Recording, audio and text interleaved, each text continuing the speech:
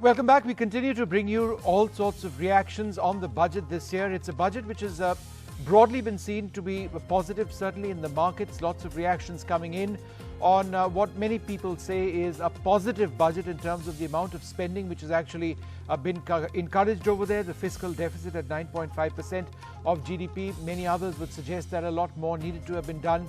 But there has been a focus on healthcare, on infrastructure, on capital expenses, and several other areas as well to spur the economy, to get it going in the context of the COVID situation that we find ourselves in. So what we'll do now is take a look at some of the top highlights in the budget and then get reactions on that. So as far as healthcare is concerned, and this is obviously something it's a boost to healthcare on the top of our mind space, 35,000 crores has been allocated for COVID vaccines, and the minister making it clear that there was more available if required. 64,000 crores to the Prime Minister's Atmanirbhar Swasth Bharat Yojana. So again, health is getting a huge priority as far as financial outlay is concerned. An enhanced outlay also as far as infrastructure is concerned. This is obviously important not just for economic growth, but as a spinner of jobs at 1,18,101 lakh crores for the Road Transport Ministry.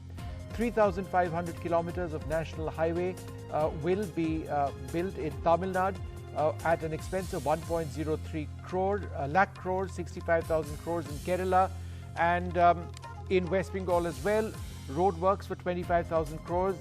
Perhaps no coincidence that these are three states heading to the elections, and therefore these announcements at this stage, while clearly important for all of these states, were timed, some would suggest, ahead of these elections. But let's also take a look at, get a couple of reactions now. All right, let's go across to Rajat Sethi and Amitabh Behar, who join us. Amitabh, let me come to you first. The considerable outlay in the fight against COVID and also in the healthcare sector, it's more than what we've seen in the past.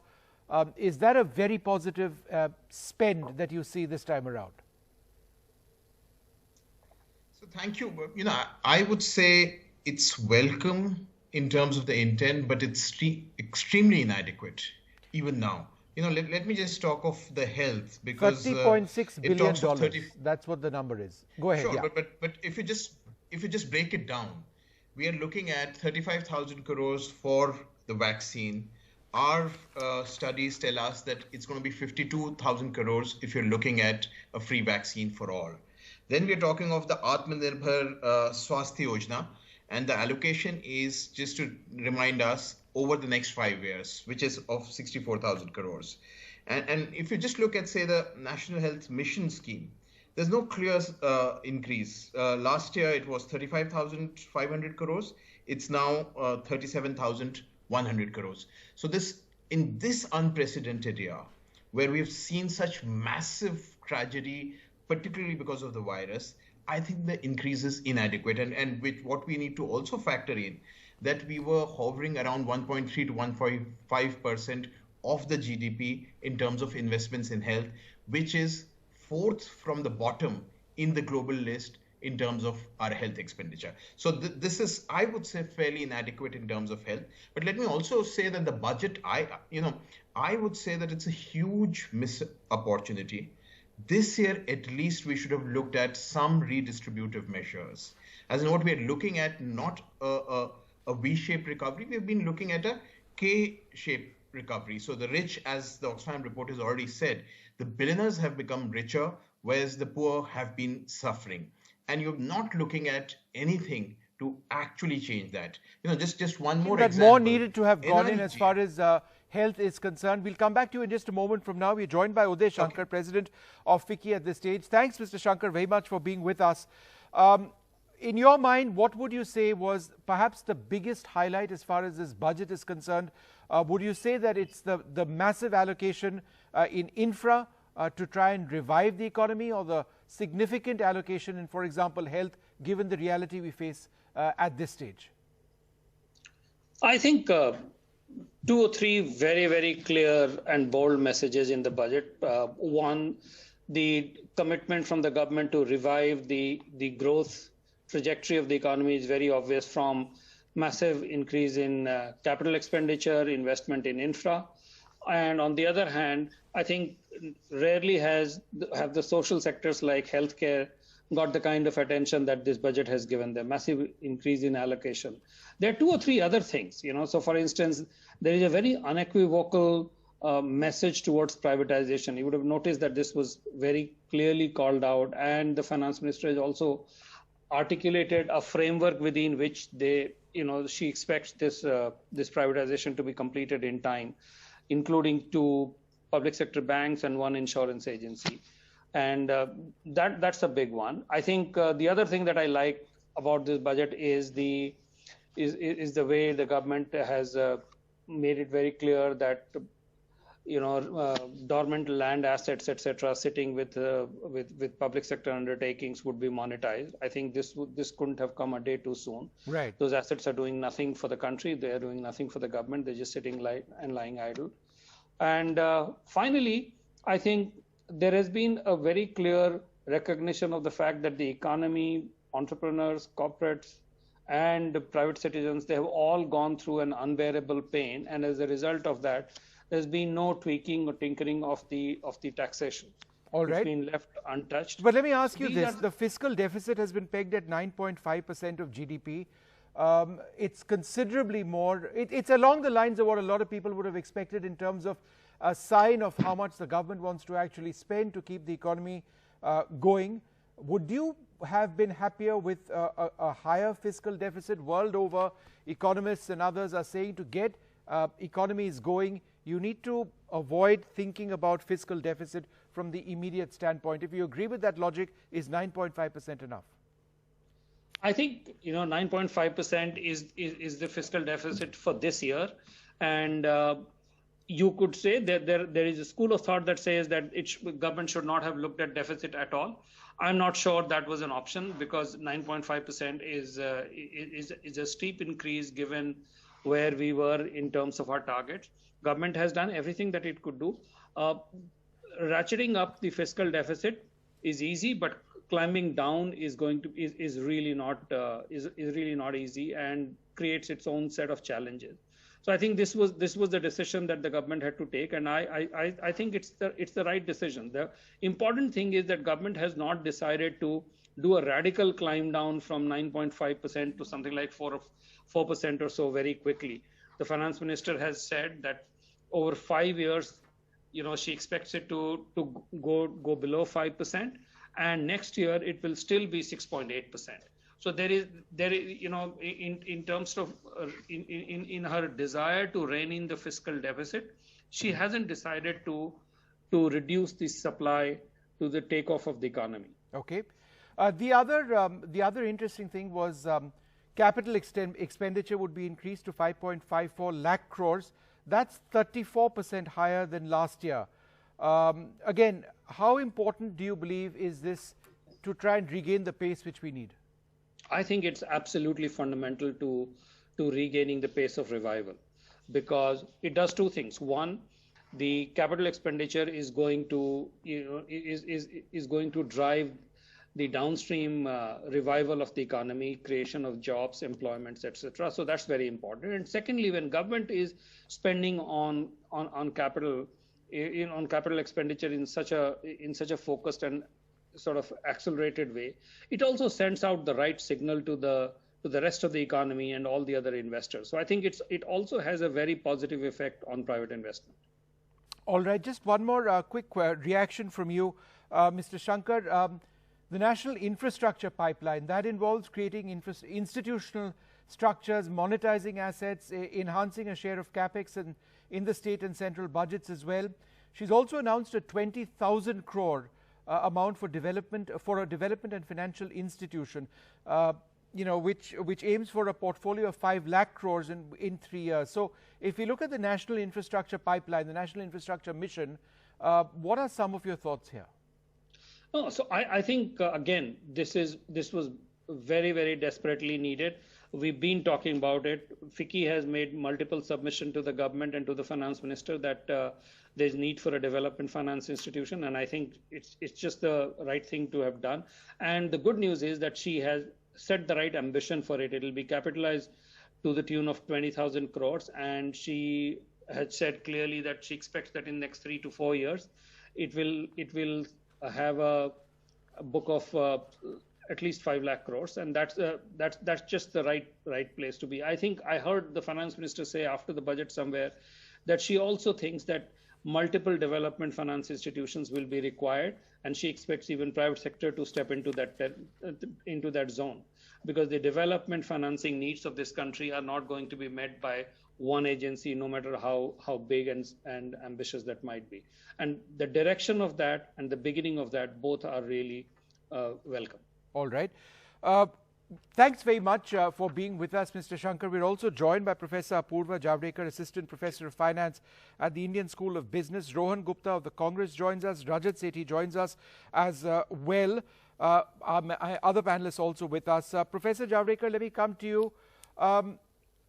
Is there any particular area where you would have liked to have seen the finance minister perhaps do more? Or do you believe that in terms of where we have been in our budget, this is as balanced as can be expected? I mean, given that, thanks for having me on the show. So, I mean, given the situation we are in, and if we had unlimited resources with us, we would have liked to see more, I think, in every sector. But given the reality that we are a resource-constrained economy, I think what this budget has done is, I think, in the right direction, focusing on capital expenditure rather than revenue expenditure or many of the welfare schemes. I think the budget has hit the nail, because if I have to use a little bit of a jargon, the fiscal multipliers are quite higher for capital expenditure, meaning that extra jobs generated through capital expenditure done by the government is far higher than if the government were to spend money on welfare schemes. So I think I think the budget has given a very good direction, and I think given the constraints, the extra spending that it's going to do is going to be on capital expenditure and through borrowings rather than increasing some sales, or there were also considerations for wealth tax. I hear from some quarters. I think none of those were implemented, and sure. I think it was a very clear direction for the economy, and you can see that from the markets, almost 2,000 points up. Apurva, let's talk a little bit about the agriculture sector. A target of 16.5 lakh crores as agricultural credit, and also a fund to improve rural infrastructure that's been hiked by 10,000 crores to 40,000 crores. So a couple of important decisions, the timing not lost to anyone at a time when there are these huge farmer protests. But in terms of agricultural credit, how important is this in terms of, not changing the sector but improving it? So I didn't hear quite well the last part of your question, but what I pick up is that the allocation has been increased towards agriculture, and I mean, I cannot speak to the motives, but I think agriculture is a bedrock of our employment, and in the context that most of these farmers are in the rural and semi-urban areas, I think it's very important that they, the growth of agricultural sector is quite important for generating rural demand. So I think the focus on agricultural sector, not only for this budget, but in the previous budgets has also been there, is quite important for Indian economy. All right. Economy. So yeah, so to that extent, I think it's again, I think a well-deserved allocation. Rohan, let me come across to you. A lot of people would say that this is a budget that's it's strongly encouraged investment. The government is willing to spend itself.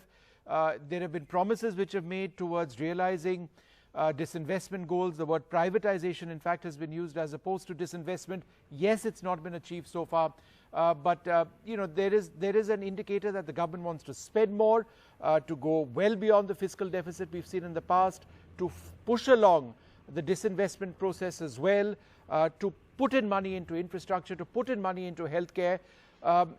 This being the case, where does the Congress actually stand as far as this budget is concerned? See, basically, if we see the economic situation today, I think economy required the immediate measures, the emergency measures for our common man and middle class. I think this budget has miserably failed in giving something directly to our poor and middle class. If you see last 1 year, like if you see the packages of this government of 20 lakh crore or whatever, there is no direct cash which has gone in the pocket of the common man or a middle class. And if you see these unemployment numbers of December, it quite reflects the direction of the policy of this government. Yes, there is a benefit, but for a few suit good friends of this government, there is nothing for as MSMEs. 35% of MSMEs have closed their business. Around 37% of small business have been closed. You tell me what is there for these kind of businesses in this budget? Nothing. Yes, there is a infrastructure boost and all, but these are all long-term measures. At the end of the day, what I expected out of it is to give something which is totally short-term and which directly goes in the pocket of common man. Now, if you see petrol, diesel prices, there is no impact. They have imposed cess and reduced duty, so they are looting the same money out of the pockets of common man. If you see income tax left, there is absolutely no change. There is nothing for farmers. So at the end of the day, the expectations which were there for common man, the way finance minister was talking yesterday, this is going to be one of its kind budget in last so many years. I think they have miserably failed. This budget seems to be of few people who are close to this government. But Rohan, just one and as a long point, term, I you don't said want there's to nothing for criticize farmers. it as far as In fact, there seems to be a lot for farmers. The target is of 16.5 lakh crores as agricultural credit. This has gone up. There's a fund which has gone up to 40,000 crores to improve rural infrastructure hikes. There's also an announcement by the finance minister in Parliament on what the government has paid as far as as far as paddy or wheat is concerned. Record numbers is what she indicated. So why would you say that the agriculture sector has not got enough? See, if you see last year's budget, the budget said that by 2022 we will double the farmers' income. Now, after 1 year we are talking. You tell me what is the progress in that direction? Absolutely not. So see, unless and until it is a concrete thing, I think this government cannot claim, because if you see their track record, they have miserably failed. If you see PM Kisan Nidhi, 44% of the amount is not disbursed during the pandemic time. And now we see that farmers, the 3 laws have been imposed and farmers are sitting against that. So I think what they are talking is an eyewash. They are just making big announcements. But when you see implementation after 1 year... So let's wait and see what happens as far as implementation is concerned. Rajat, I know you want to come in over here. Couple of points. Firstly, a response to what the points made on agriculture. And the other point mentioned is that has enough been done for MSMEs? So multiple points were raised, and I think if one were to look into the details, one will get the answers to most of the questions that Rohan was raising. To begin with, I suppose that in terms of agricultural push, it has been very clearly laid out that there has been a clear order change in terms of how much of MSP is to be allotted or given to the farmers. The number of farmers covered under MSP has significantly gone up. And the numbers were shared. Secondly, we all have discussed about the agricultural credit. Overall, rural economy has got a big push. But largely speaking, I think one area which was scarred the most out of COVID was the labor markets. And we still believe that the unemployment rate of 8 and 9%, though much better than what we had seen during the peak of the COVID crisis, which were around 27%. That was the rate of unemployment, which very quickly climbed down and reached at the level of 8-9%. And it's on a steady downward trajectory. And it was this area, job creation, which was central to this budget. And I think what most of the analysts were actually waiting for was this moment when the government finally presses the accelerator with full confidence that infrastructure requires the kind of push that the government has been talking about, but has finally, come up with specific numbers, how they're going to raise the funds, etc. Also remember that during the last year, the entire rhetoric by most of the senior economists around the country and the world was like the government needs to spend. And in today's press conference also, Nirmala ji clearly said that we have spent. And this is the reason why our fiscal deficit have reached to the numbers of 9.5%. It is not a small amount. And this clearly rubbishes the claim that people were making that the government only gave some certain credit extended to some of the sectors and did not actually give cash in hands of the people. This number, this fiscal deficit number, is a clear proof that the government had no no bars when it came to spend as much amount of money to elevate the pain of the people of this country. And I think going forward, one key area that would be a point of concern for all of us would be how unsustainable would be our debt to GDP ratio. It is right now at 80%, and servicing that will continue to be an important area that one needs to keep an eye on. Okay. Brinda Karat joins us as well at this stage. Thank you, ma'am, very much for being with us. Spend is what the finance minister has said. They're trying to sort of get the economy back on its feet. Do you believe that there is enough in this budget to indicate that we might actually return to that growth path? Given that the fiscal deficit number at 9.5% indicates that the government is willing to spend? First of all, your understanding, or the finance minister's understanding of we've spent, where the figures don't show that. You had a 30 lakh crore budget allocation last time. And if you look at the expenditures up till December, they have spent only 22 lakhs. Now the finance minister has made, as usual, jadoo with the figures to say that they're going to go over 30 lakhs to 34 lakhs, which basically means, if you go by their own figures, for 9 months, they have spent 22 lakhs crores. And they say that they're going to spend up to 34 lakh crores. So where's the spend? They've still got 12 lakh crores to spend in just 3 months. And if you look at the allocations to the ministries, if you look at the small print, you said they've done so much for agriculture. Look at the allocations for the agriculture ministry, it's down. Look at it for education, it's down. And if you look at this huge claim about 137% increase in health and well-being. Yes. Health and well-being. But if you look at the small print, actually it's 30,000 crore rupees of that on vaccines. They have to do it.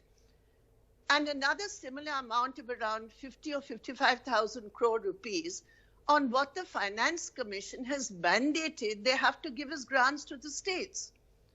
So the point is, all these bombastic claims, if you actually look at the figures, the main reason for the 9.5 deficit is not because of spend, but it is because of the huge shortfalls in revenue collections. That is the reason for the 9.5% deficit. Okay. One of the other points mentioned by the finance minister in healthcare was the 64,180 crore fund for the PM Atmanirbhar Swasth Bharat Yojana. Your thoughts on that? I've looked through the budget figures and the heads. It comes in all kinds of different heads, which are already old programs. So this, what they have given is 64,000 crores.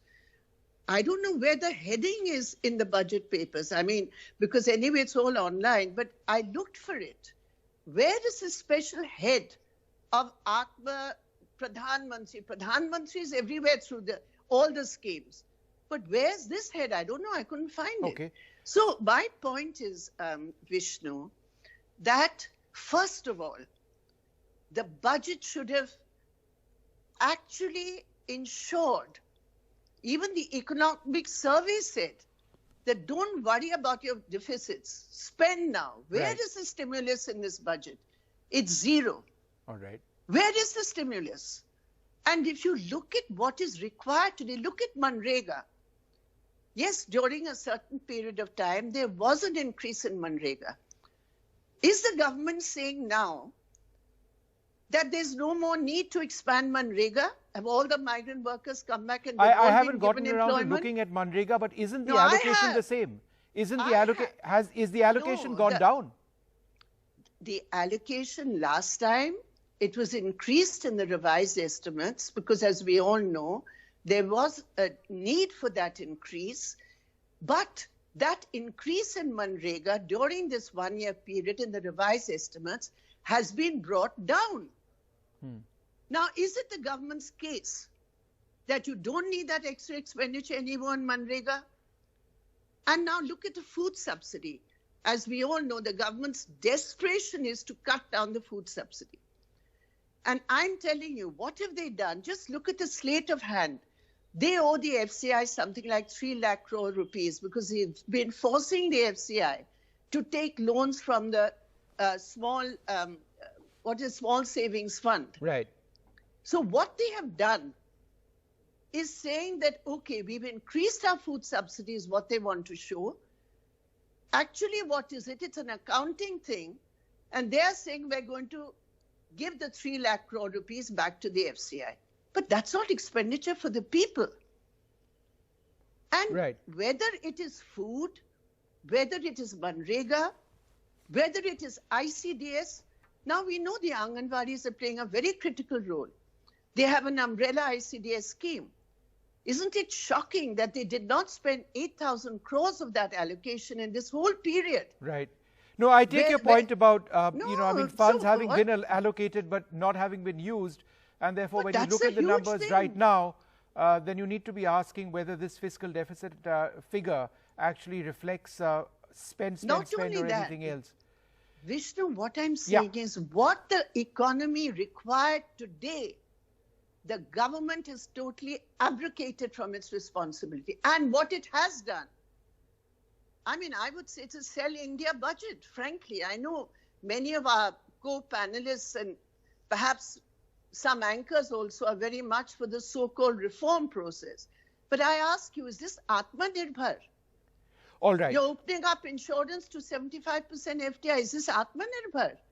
All right, ma'am, you've raised lots of questions and important ones.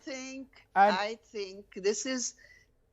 All right, I need to take a short break and try and get a response to a lot of the points that Brinda Karat has made. I'll ask my panelists to actually stay on. We'll come back. Do stay tuned.